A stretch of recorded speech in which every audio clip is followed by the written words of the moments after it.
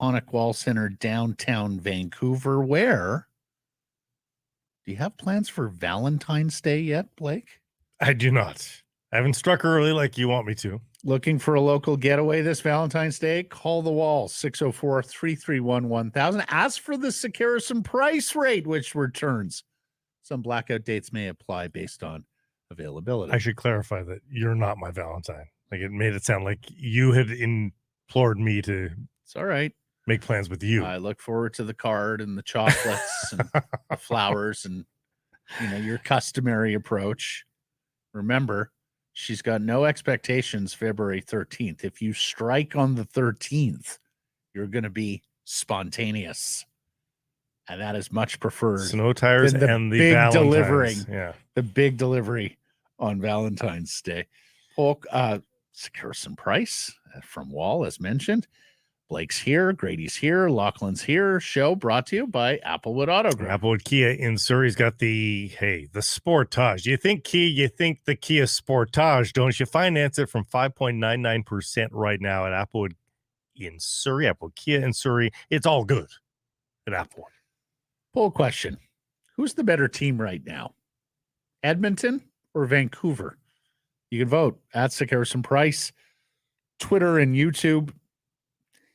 Asking this because, we have noticed all these power rankings, which seemingly have the Oilers ahead of the Vancouver Canucks by most metrics. Historic win streaks will do that. Well, They've won 15 in a row after their victory over the Chicago Blackhawks on Thursday. Now, must be said, they're still 12 points back of Vancouver, albeit with 4 games in hand, having lost all 3 head-to-head matchups this year. So, if you want to get literal with right now, it's Edmonton. You win 15 in a row. Yeah, of course. You're the better team, the best team.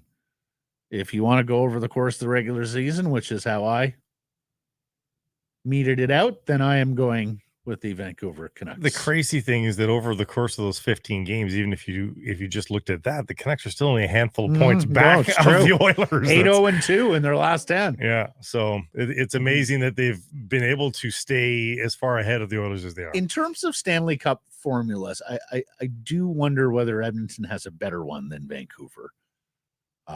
Not that Vancouver's star power isn't sublime. It is. But look through the long history of the National Hockey League, and guys who get to the Connor McDavid, Leon Draisaitl level, so MVPs or MVP candidates, they typically win Stanley Cups. There have been very few guys who have gotten to that level for a sustained period of time and not walked away with the Stanley Cup ring somewhere. Sometimes it comes later in your career when you're not the primary guy. For example, Steve Yzerman. And sometimes it doesn't come at all. If you look at Marcel Dion, who was an incredible player for the Kings for so many years. But more often than not, the superstar gets the ring.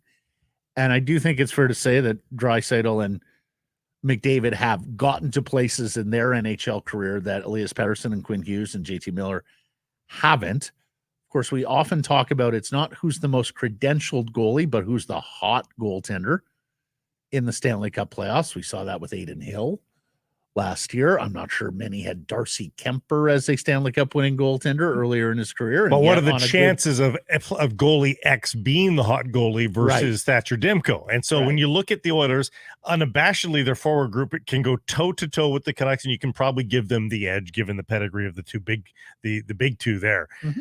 But blue lines, I'll give a slight edge to the Canucks. Yeah. And goalie, I'll give a big edge to the Canucks. So in that regard, when you're breaking it down that way, boy, it sounds like a pretty fun series. And I still think the Canucks can point to the standings and say, come get us. I was looking, it's funny you mentioned defense. I was looking at the head-to-head comparison with them on defense. So who's the best defenseman in the series? If they were to happen to face each other in the Stanley Cup playoffs, it's Quinn Hughes. Who's got the better two? I would argue, because Bouchard's a fine player, but he's not Quinn Hughes. Who's better through two defensemen? I would still argue it's Vancouver, given the year that Philip Hronek is having over Darnell Nurse. when I get to who's better 1 through 3, and we add Matthias Ekholm on the Edmonton side, then I can shade a little bit more towards the Oilers. Or say that win evens it up. That through 3, they're probably toe-to-toe. Right. But through 6, I'm with you. I think the Canucks, if fully healthy, and if what we've seen thus far from Carson Soucy and Ian Cole, of course, Tyler Myers, Nikita Zadorov continues, then I would give Vancouver a slight edge. Toymaker on YouTube says, remember, Oilers are on a win streak, which is usually followed by a losing streak. Dan retorts, this isn't just any old streak. It's historic. And that's the thing. Like, if you lose 4 after this, does it matter that you lost 4 in a row? Probably not. You just banked 15 to however many it ends up being in a row in the first place. So they're allowed a couple losses at the end of all this. Canucks play the Columbus Blue Jackets Saturday. It's their final game before they get their bye week. Next weekend, of course, is the NHL All-Star Game, where a record number of Vancouver Canucks will be there, including head coach Rick Tocchet. So one last chance here to get a victory, state your case for the unofficial first half, and I suspect that Rick Tocchet and Adam Foote and that coaching staff has this team primed to go, knowing full well you're going to have to live with this result for the better part of 10 days as the Canucks take some much-deserved time off. And, of course, we are also coming off a week ago Monday, a loss to the Columbus Blue Jackets beyond regulation, which is not something the Canucks have done. Well, they've actually lost most of their games beyond regulation, but not many losses. You don't want your last 4 losses to be 2 against the Blues and 2 against the Blue Jackets. I was going to say, like, you lose the season series to Columbus and St. Louis if you lose tomorrow night, right? And given all the success you've had, that's on your That's on your docket. I don't know. Coach Tocchet was in a bit of a spicy mood on Thursday after practice, and a lot of it had to do with the way some media outlets, or at least one media outlet, well, not even outlet, one headline, characterized his critique. And we asked you yesterday on the poll Thursday whether it was fair, or are you okay with it? His critique of Elias Pettersson, not just from the Wednesday game against St. Louis, but over the last few games. And he was none too pleased with the way it was characterized. Take a listen. He's a big man. You know, he had a tough night skating-wise. I thought it's over with. You know, he played 21 minutes. He's not on the end of the bench, so we're taking this to a different level. Like, yeah, it's different. I was on your side as a media guy, right? And I get it. But you guys got to analyze the game, too. You got to understand certain things, too. So it's not Tocchet has a problem with Pettersson. It's you asked me a question, who was good or was bad. So I got to be careful, because if you guys are going to ask me questions now, a player, I'm going to say no comment. I'll let you guys analyze it. So you guys got to be careful. That's not a big deal. He's out there smiling. It's not a big deal. So maybe it's a story that we're winning a lot and we're looking for negativity. That's the way I look at it. Not to blast you guys. It's just frustrating because it's you know, over the internet talking blast at Pettersson. So I don't know how I blasted him. I just said he had a tough night. And that's fair. And this is the first time that we've heard Rick Tocchet take any umbrage or push back at all. But it's not fair. There's no example of anybody saying. Like, it was just clearly not a blast. Yeah. I think we all were in 100% agreement with what he said. Well, we all heard what he said, and we said, yeah, that's fair. That's good. Take a look at the poll question comments. There are very few people aligning with Elias Pettersson on this, or saying that, Tocchet shouldn't have done that, or shouldn't have said that about him. And, you know, quite frankly, Blake, like, this market is moving away from Elias right now. This contract matter has dragged out enough that you see it every day now on social media. Canucks fans who want to love him, but are now getting to the point of reservation because of how long this contract matter has dragged out, with potentially no end in sight if he wants to stick to his after the season proclamation, which, as we know, makes things a little trickier for the Canucks at the deadline, but also extends the worry of will he or won't he sign an extension. You can find any opinion you want about anybody, though. No, but coming in a historic season for them, and so far it hasn't been good enough to get Elias's name on a contract. I think that's starting to rub some Canucks fans the wrong way. Sure. And I understand that. Yeah. Some. Yeah. I wouldn't say the majority, though. And I think, what he said about Elias Pettersson probably rubbed a handful of people the wrong way as well. If that's what he's referring to, then yeah, you could probably find that on the internet, as he said. He said on the internet. Well, again, who's feeding Rick Tocchet this sort of stuff? Because it's nowhere in the media. Nobody was blasting Rick Tocchet or saying what he did was blasting Elias Pettersson. That's just patently false, and it's misleading, and it creates a news story where there is none. So I think Rick Tocchet should stick to his guns and continue to be the guy that he is, and not worry about Steve 12496 on Twitter, because that's not the media. That's Steve 12496. Should be a song.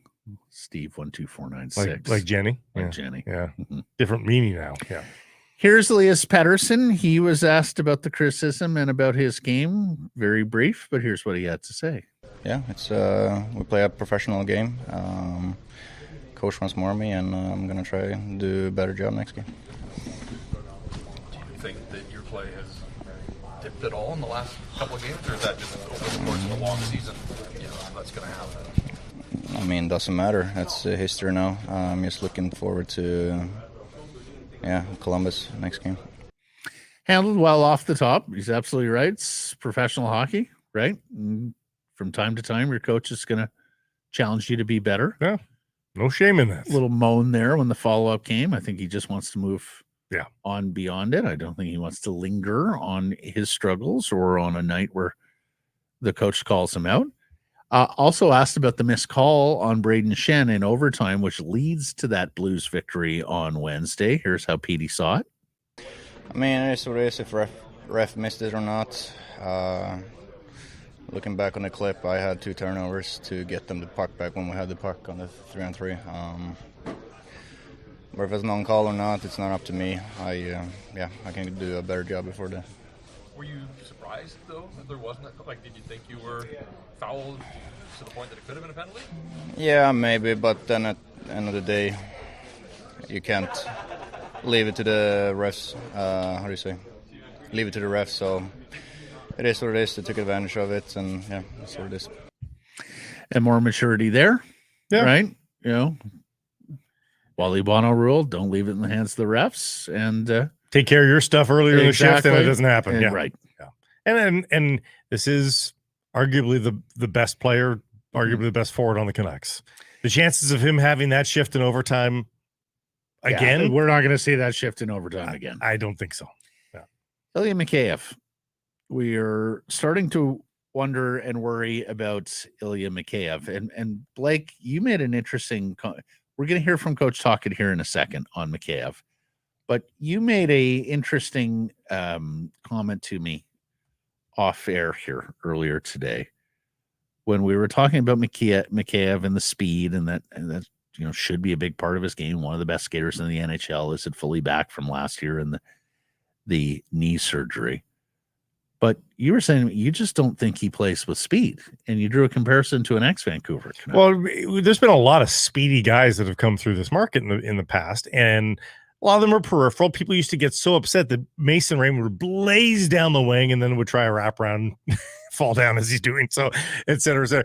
But we saw it. We saw the speed, and it was every game we saw the speed from Mason Raymond. Did it end up in much? Sometimes yes, sometimes no.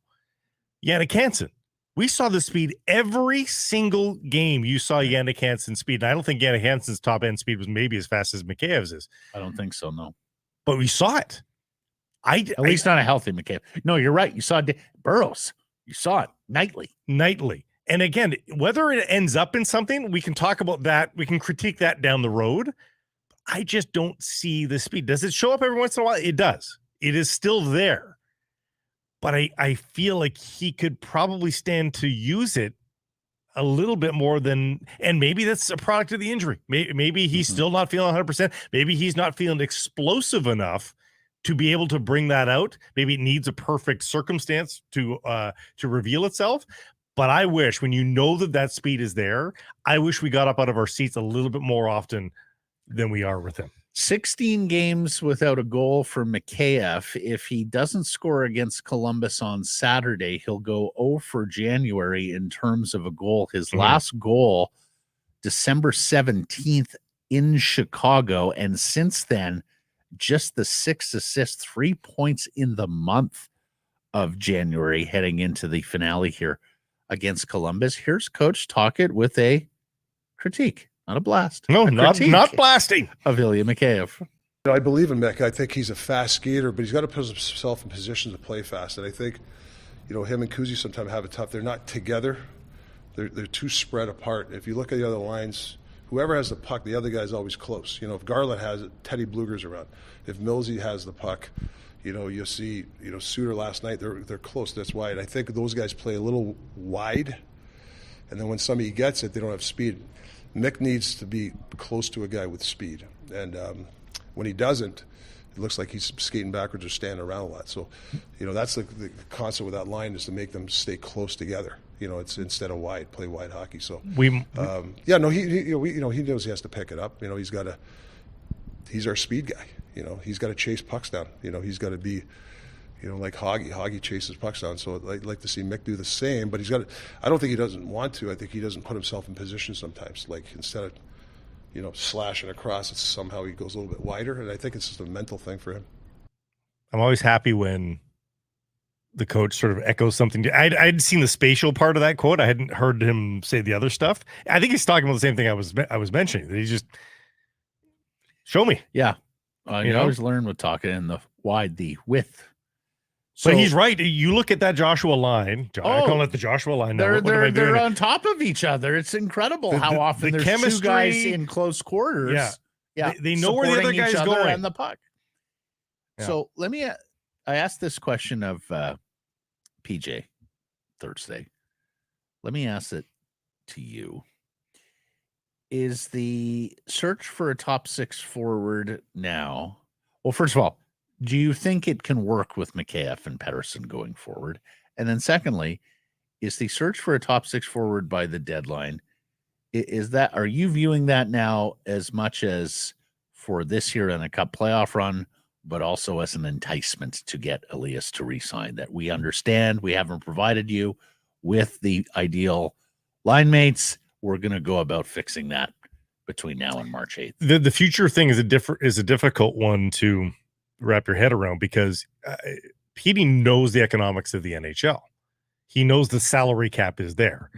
And if he's going to be a $12 million player, he knows that makes life pretty hard to bring in an $8 million winger for him, a $9 million winger for him, if you're not going to steal Brock Besser away from JT Miller, So, how much money to go around? We see how the Leafs are doing with all these multiple double-digit guys.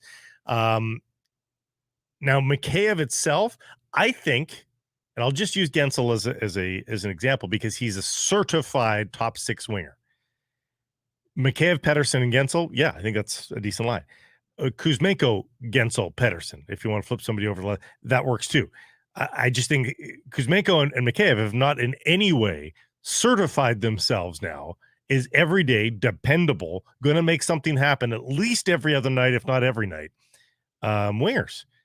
And so the third guy can really surf the 2 cornerstones of a line. And Pettersson and player X would do that, a guy like a Gensel. So, yeah, I think Mikheyev is still a useful and salvageable player. But you do need the other guy to lean on it. And Kuzmenko's not the guy. There was all that hope that Kuzmenko was going to be that guy, but it just doesn't appear that that's the case. So 2-part question. If not Pettersson, who does Kuzmenko play with? And where would you like to see Mikheyev in this lineup? Well, given the way the Holy Triumvirate is playing right now, I don't think you break them up. So the options are the 4th line or whatever his line is. When we say Holy Triumvirate, we mean Suter with Miller and No, Besser? I'm talking Bluger, Garland, and Joshua. Okay. You can't break up the Holy Triumvirate. So you had to be more specific there because one line was just coming off a hat trick and being praised by coach. That one's still a work in progress, and we'll see how that goes. I mean, I think I think by the deadline, I would be surprised if both Mikheyev and Kuzmenko are Vancouver Canucks past the deadline. I would be surprised. I mean, good on them if they are, if they bring in somebody and keep both of them, because then there's good depth there. See, yeah, so I think I'm of two minds on that. Number one, the goal here should be to add without having to subtract. Right, but salaries do need to go the other way, most probably, unless it goes to your big guy. ticket players. Yeah. Not for a Monahan, not for a Kevin Hayes with 50% retained. There are guys out there who could fit the bill, who aren't going to require you to move out salary, which allows you. Those are tier 2 guys, though. Those are tier 2 guys. Yes, they are. Below. Yes, they are. Yeah. Yes, they are. But again, they're tier 2 guys who are also aren't going to cost you this year's first round pick and a Wheelander and Electromag or Bristevich or some sort of player prospect pick package, right? Yep. If you're in on Lindholm and Gensel, you're probably in on moving 3 assets, including they want a roster player. Yeah, including a roster player. Yeah. So there's that. Both Russian wingers were specifically wooed and signed by this management group, and this is the 2-year anniversary of Patrick Alvin. The previous management group did not like to acknowledge their mistakes. We know this. I don't get the same vibe from this group. Well, Rutherford has a long history of moving quickly off quote unquote mistakes. Right. We evaluated that guy incorrectly, and let's cut bait sooner rather than later, because the asset is most likely just going to get worse and more difficult to trade. So I don't get the feeling that is necessarily an impediment. I just think that Mikheyev has the tools to play Rick Tocchet hockey, not to mention the fact they're not the fastest team to begin with, and he does bring an element of speed that would make them slower. Yep. Now, if you think it's going to be a more plotting version of the game in the Stanley Cup playoffs, then okay, maybe that helps convince yourself that you can move off a player like Mikheyev. But I sure as hell want him in a lineup with Connor McDavid. I sure as hell want him in the lineup versus a team like Connor McDavid that can push pace. Well, and I love the fact that Rick Tocchet is asking for more speed from Mikheyev, because that leads me to believe the coach is pretty sure that he's got it, that it's not a health issue, that the knee is fine and all that sort of stuff. Like, he's probably seen it in practice, seen the guy in full flight going, okay, he's fine. Let's see it in the game a little bit more often. So if the coach is pretty sure that that's available to him and he just needs to put himself in the right position, then yeah, that speed is very valuable. This is not a fast team. They're a quick team. I think they move around okay. They're not slow, but they're not fast.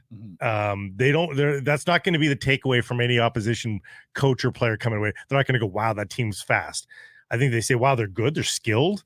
They're well coached, all that, but fast is not going to be an adjective that we hear them use. And I bring it back to McDavid and the Oilers to bring this full circle and bookend the conversation. Oilers, Golden Knights in the first round. Canucks get the wild card, perhaps like in Nashville. That's the dream scenario. That would be the dream scenario. You got to be careful what you wish for, and upsets happen. So no one's guaranteeing they're in the second round. They face Nashville. But yeah, if you had to draw it up, I think that's what it is. Now, secondly, of course, we would all hope for a 7-game triple overtime drooling series between the Knights and Oilers in round 1, if that comes to pass. Golden Knights are a pretty heavy team too. Like they could leave a bruise on the Oilers if the Oilers won. Next question, and 2-parter again, and it may be one and the same.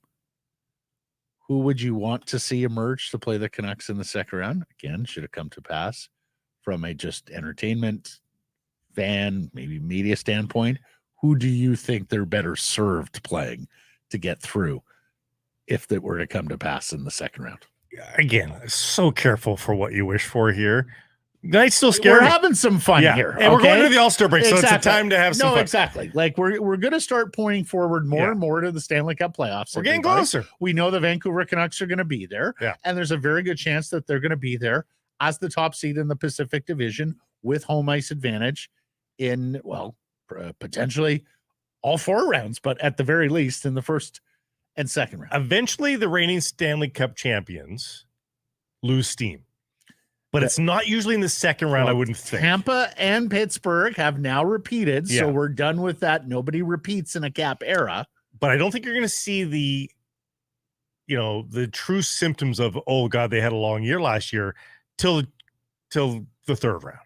So I would be a little bit scared of the Golden Knights, to be honest, depending on their health.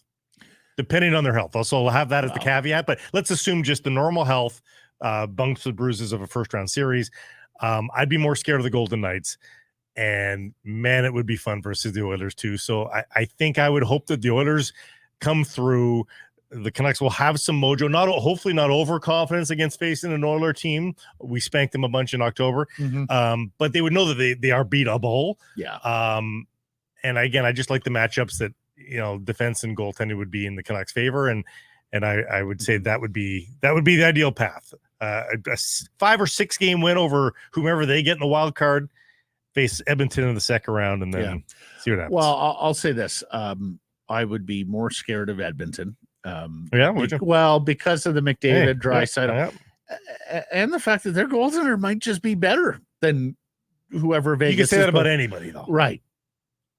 What do you mean? Well, any hot goalie can trump your hot goalie. No, fair enough. So. But what I'm saying is, like, Stuart Skinner has 30 more games here, whereby we might be looking at him in a different vein if this winning continues with the Canucks. The second thing that I'll say is I absolutely want to see the Canucks and Oilers, a all-Canadian matchup at some point. Yeah. And, I mean, Canadian cities and the energy and the excitement and everything that goes into a Stanley Cup playoff series is just a different animal than a place like Las Vegas, Nevada. All right, coming up, Frank Seravalli is going to join us. We'll get to some hashtags. J-Pad and Lachlan's going to join the show as well today. Lachlan? Yeah. He's been writing for Canucks Army for since 2021. So, and he's got a piece coming up on the mic on Niels Hoaglander. Okay. Great Clips is the official hair salon of the National Hockey League. There are 37 salons in Vancouver and the Lower Mainland, all Canadian owned and operated. Download the app and find the nearest to you. When you're up next for a cut, you'll get a ready next text. Great Clips. It's going to be great. Hey, gang, if you're finding yourself a little directionless with a purpose on a game night, may I recommend Greta. It's a great spot to catch the game throughout the season. They're at 50 West Cordova, so you're on foot. You're just walking to and from the game. It's a lot of fun. It's a go-to spot for food, drink specials, and fun before and after the game. They do have specials every day. They've got all-day happy hour on Wednesdays, and they've got all those arcade games to keep you busy as well. So make it a fun game night at 50 West Cordova, Greta Bar and Grill, and visit them at gretabar.com. Joined now by NHL insider Frank Seravalli of the Frankly Speaking podcast and the Daily Faceoff. How we doing? I'm good. Made it to another Friday. They let us get to a Friday. So we're good. What a week. Yeah. And we're going to get into some of those stories, but we're going to start with the Canucks. Rutherford is an early mover. He's running out of time to early move. What do you think the chances are that, like we've seen in the past, last year with Horvat and like Rutherford's done in the past, that the Canucks are going to be market setters and make the sort of first big deadline deal? Such a dangerous question to answer, because the second you say it's getting late early, then next thing you know, we get done recording this and there's a whopper of a deal that's completed. There will be a lot of dangerous questions in today's interview. Yeah, great. I should have brought a helmet for today's hit. Look, I haven't heard anything front and center for the Canucks, but then again, this Horvat trade last year came out of the clear blue sky. So, fully allowing some runway here, but we're inching closer to the All-Star break. February is next week. I don't know that any of this constitutes early anymore. Are we inching closer to the Penguins making a decision on Gensel? They keep losing. When are these teams going to start to decide whether or not they're selling? It's funny that you said they keep losing, and there has been a couple games of late. But if you go back to the day that Kyle Dubas said, I need until the All-Star break, they played 640 hockey since then. So I would, say that they're far from out of it. That said, the All-Star game mile marker was really just something to say, because they're going to use as much runway as they can. And frankly, this core deserves that, given how much they've invested in it to just give themselves every opportunity before you pull the plug and trade Gensel. But I don't think there can be a half measure. Like, I think you're either sticking with him and this is our guy and we're riding you through the rest of the year to see if we can get in. And if it takes until game 82, great. Or you're trading him. Like, I don't think you can sit here and say, well, should we extend him? Like, no, that makes no sense. Yeah. And in Pittsburgh's case, Florida Friday, Montreal Saturday, that may well tell the story here, these couple results that they have over the course of the weekend. Do you think the Canucks prefer the versatility of Lindholm over Gensel, or do you think they prefer the sheer offensive firepower of Gensel, consistency on a Pettersson wing? Oh, it's such a great, it's like, do you like Batman or Robin? I mean, they're kind of like two totally different players and different lines of thinking. I mean, we're all going Batman, aren't we? Like, there are people who will go Robin. Yeah, who Frank? go Robin? Like, Frank? is Philly a Robin town? You tell me. No, it's not. You're right. I mean, Gensel is Batman in this case. Okay. Right. Okay.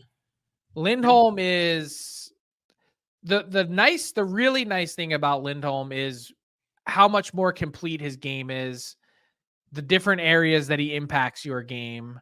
And I also really like about his, if you look historically, when he's placed with really good players, his production is way up.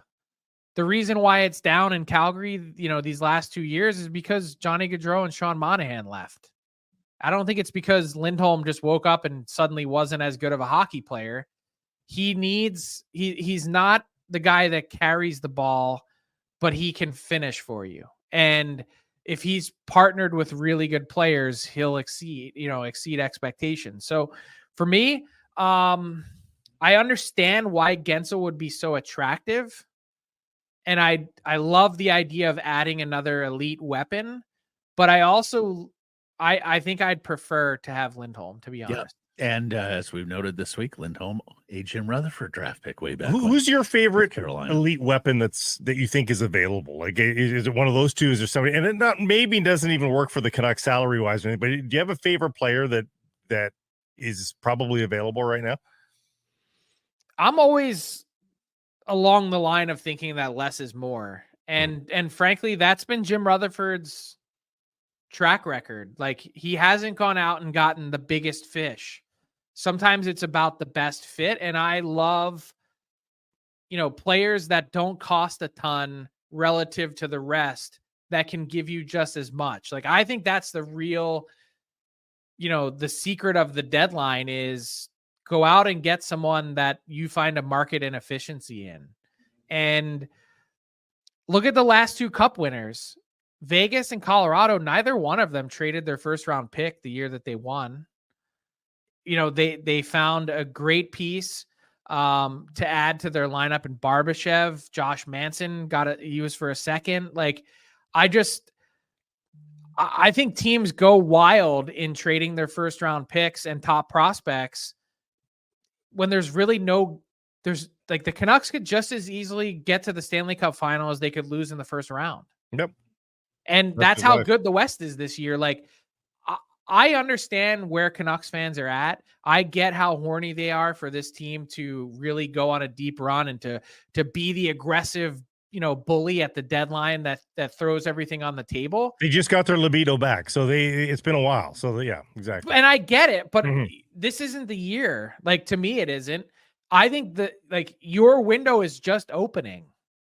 And I get what's in the future. I get that you've got some pending UFAs coming up eventually. I get that you've got a big contract coming for Pettersson and eventually for Roenick. And I understand the whole cap picture. But my thing is, this team right now has not they're not bullet tested.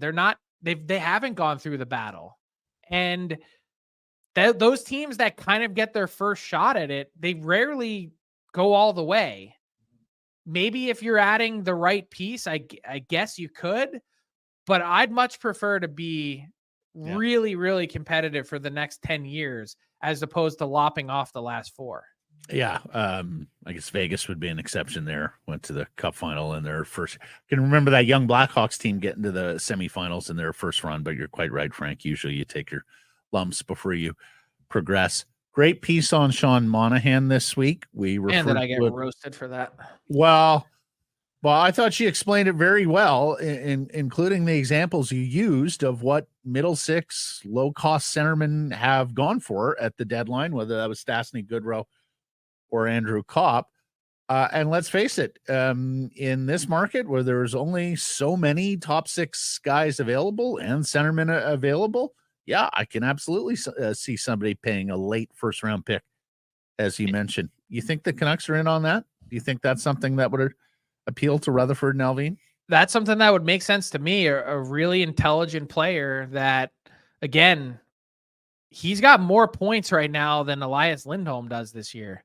He has 11 in his last 9 games, as I just updated my trade targets board that'll be out later today on dailyfaceoff.com. And I'm like, when you consider the cost, and I'm not talking about 3 years from now or 5 years, I'm just this next 3-month or 4-month window in time.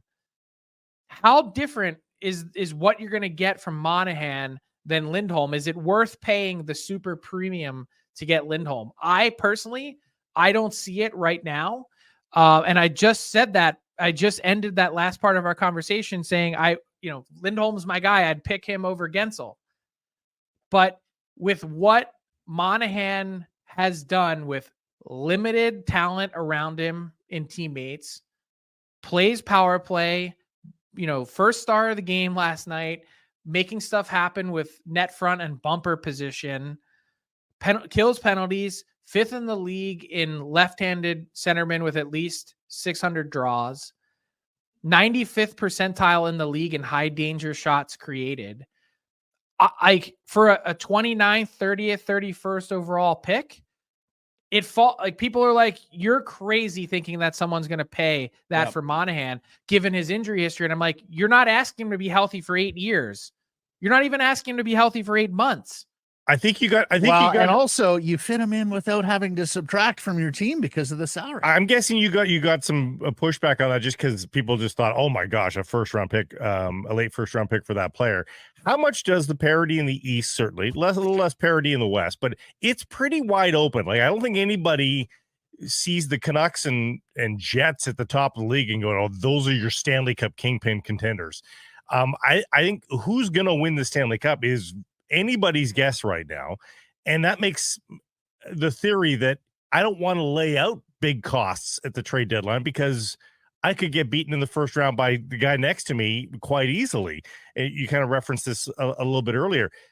Like, are the costs going to be what we all thought they were? And like 5 weeks ago, I would have wholeheartedly agreed that, a late first round pick makes sense for a player with Monahan's metrics. But if everybody's worried about getting ousted in the first round because nobody sees a real kingpin, does that keep prices lower towards the trade deadline?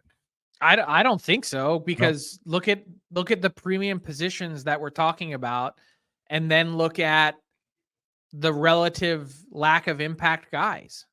I mean, we're talking about how many teams in the West, just in Western Canada, are looking for a center potentially. You're thinking about Vancouver, Winnipeg, Edmonton. I mean, that's just without leaving the country. Mm-hmm. What about Colorado and Boston? Like, the price is still going to be driven up by the relative scarcity of these impact guys that I think is going to keep them kind of right in traditional ranges, which is why the comps that I listed for Monahan, Paul Stastny, Barclay Goodrow, and Ryan O'Reilly. Yeah, the O'Reilly deal might be on the high end of it, but if you look at, sort of where Monahan is at in the year that he was traded, then those players were traded for firsts. Like, you're talking about a player who's in some ways exceeding their productivity that they had at the time. So the comp to me makes a lot of sense. And more than that, there's just, if your pecking order is Lindholm, Monahan, who's the next guy down the list? And that's really the difference, is the opportunity cost between Monahan and I don't know. A new guy that's being added to my board is Nick Dowd from the Washington Capitals. Wow. We're going there. Yeah, well, we have watched his progress with Washington after And his he's time here with Vancouver, and as a low-cost guy, he's very helpful. Oh, teams. I'm not exaggerating. In preseason, I haven't even thought about trade targets yet. 3 teams called me and said, "Hey, do you know what's going on with Nick Dowd, the Washington Capitals? Do you think there's any chance that they could move him when it comes to the deadline?" Because they see the $1.3 million and they go, "Oh, Good this value. guy is ideal, and he's got one more additional year on his contract for term. Oh, like we need to get our hands on this guy." Right. Can you satisfy Grady Sass's curiosity and let him know whether Claude Giroux is available from the Ottawa Senators, and if there's any way of prying Lawson Krause out of Arizona? So I'll start with Giroux. I doubt it. He's an he's from Hearst, Ontario, but his home has been Ottawa since he was a teenager, and they are perfectly comfortable there. And I think not only that Sens team is really devoid of leadership. And I think to take him out of there where a bunch of guys have really responded well to him, and he's one of the only strong voices that they have, I think that would be a big mistake. And I also don't think he wants to go anywhere. So I don't foresee that happening. When it comes to Krause, like we heard his name pop up at varying points last year. It was sort of Krause and Schmaltz. Hey, what will the Coyotes do? I think they're going to be selling when it comes down to it at the end of the day. They've got some, sort of, what would you call them? Short-term signings, the Matt Dumbas and Jason Zuckers of the world. But I don't think that as attractive as someone like Krause might be to a team, same thing with Schmaltz. You're going about chasing your tail, I think, if you're the Yotes, because you create some real value that you get back in return, but then you've got to go out and fill that exact position. And you've got guys that already don't make a ton that are kind of close to fitting your age scheme and where you're heading. It doesn't really seem to make a lot of sense to create a hole just to have to go plug it again. There you go. You satisfied? Last we'll hear of Giroux. Well, I told him we know Giroux's wife. She grew up, steps from the arena. So I didn't think there was a move. Let's get to some of these.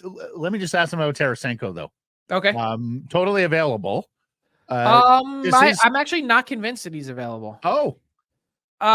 Look, I think the price is going to have to be right for Ottawa, because another guy that they've been really impressed with, and yes, they haven't talked about an extension or anything, but he holds the cards here with the full no trade. And last time I checked, his son playing youth hockey in Ottawa, not entirely keen on bouncing around. And another voice next to Giroux, I was told the 2 players that have been very impressive so far in that room in what's been an awful season have been Giroux and Tarasenko. So take that for what it's worth. I'm not saying they won't trade him. I'm just saying I don't think that's their first preference. Let's look at these league-wide stories that were front and center. First of all, April 5th is what they're saying, the next update from police in London. February 5th. February 5th. What did I say? April? Yeah. I wish it was April. That'd So it's a bit of a weird length of time to wait now for sort of the next chapter on all this. But those teams are still accruing cap hits for all of those players that have left. What else should we know about the wait between now and February the 5th? Really just in a holding pattern. Like, I understand the way that this world works now. Everyone wants answers. They want names. They want details. And just to give everyone a sort of peek behind the curtain, there's a lot of things that I talk about on this show that I think I know, right? We just went through some Sens trade targets and talking about the Canucks. There's a lot of things that I know, but in this case, I'm not what I think I know. That's not reportable when it comes to a sexual assault and criminal allegations. So that's why you're not seeing anyone sort of make the leap until the London Police Service puts it on a piece of paper in front of me. I'm not comfortable saying anything, even though I hear things and think I know things, and people want to connect dots that may or may not be there. Everyone's had their tinfoil hat on because they saw the ridiculousness in which the NHL put out this Salt Lake in conjunction with the timing of this, the press release and the NHL's own statement. They're thinking, okay, well, the next part of this, of course, is that February 5th just happens to be on the other side of the All-Star game in Toronto. It allows the NHL to sort of say, hey, we don't know anything. We can't say anything because we don't have any details. I actually don't think that's the reason why there's a big delay of 12 days between when this story broke and when they're going to hold the press conference. I believe it has something to do with the amount of time that the London Police Service has given these players that are involved to surrender and report to police, and that they really can't do or say anything until after that period of time has expired for them to present themselves. So that's my understanding, and that's why there's been a wait. If you had to guess, are the Arizona Coyotes going to be the Salt Lake City whatevers, or are we expanding with a 33rd franchise to Salt Lake City? Relocation, and it comes this offseason. That quick. With a relocation fee, I would think. Yeah, a hefty the other owners, fee. The other owners get to wet their beak here, right? Oh, of course. I made the joke that I hope they get at least a couple bucks knocked off for the grossness of being associated with the NHL sort of misdirecting us while this sexual assault has, going What's on. That worth? What's the... I mean, it's got to be worth needs to put a valuation on $10-15 million off of the fee, so. I would think, but I don't know that that's necessarily. And so right now they've got that 10,000 seat arena. Is that correct? Delta Center, baby, it's ready to go next year. Yeah, it's right? where the Jazz play, and it would be basically like the NHL has been set up in Brooklyn, and then previously, actually, coincidentally enough, in downtown Phoenix, where the Suns played. You've got a basketball first arena that's modern enough, but where you'd have to have one end cut off, right, because of how the rink would be structured. And so the Kings have played preseason games there. That's what it's looked like. And it's perfectly suitable for a couple years, certainly much more suitable than Mullet Arena would be in terms of generating HRR, which is really the name of the game. Right. And then the idea would be to step into a brand new state-of-the-art arena in conjunction with being built for the 2034 Salt Lake Olympics. So maybe like a 2026, 2027 timeframe to get a new arena built.